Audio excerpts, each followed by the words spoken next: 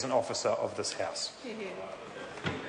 Just before I call the next member, I wish to advise the House that the Green Party have split their call between the honourable members Gareth Hughes and Eugenie Sage and can do so under Standing Order 118(2).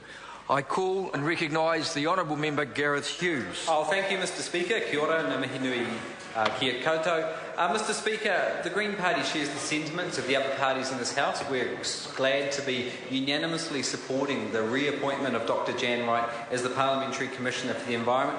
Her record of reviewing, investigating and inquiring on important and topical issues of our day deserves much respect and admiration. I think I share some of the sentiments in this House that we don't agree with every recommendation she makes, but I think that surely shows that her role is so important to be an independent officer of Parliament.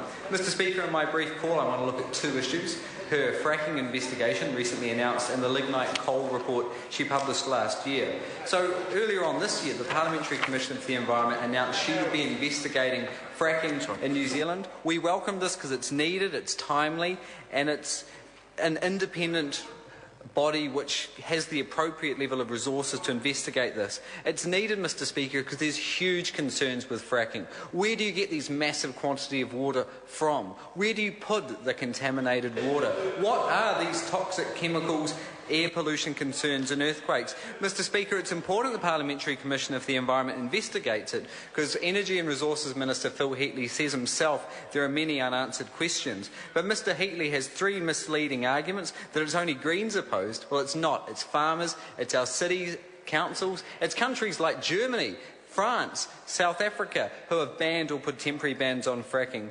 Mr Speaker, the Energy Minister says there's no problems in Taranaki. What we've seen there, and I'm sure the Parliamentary Commissioner for the Environment will look into it.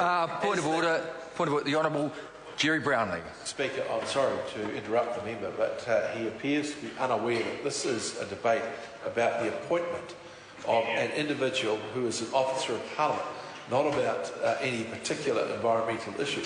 Thank you. The member will probably have noticed that I actually asked them to narrow the debate, and it's to the appointment of the Commissioner. So if the member would do that, I'd appreciate it, and I'm sure the House would.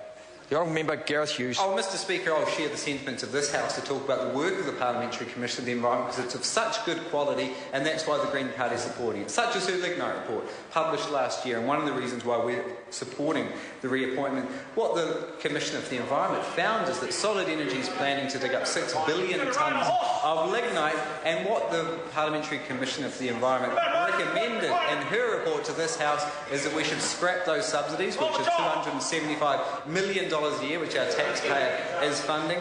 And Mr Speaker, I've got a bill on the ballot which has been developed from the Parliamentary Commissioner for the Environment's recommendations of that report. Her independence, her well-researched team will do a good report on fracking, has produced a good report on lignite, which the Green Party supports. We just wish the government would pay a bit more attention to her reports.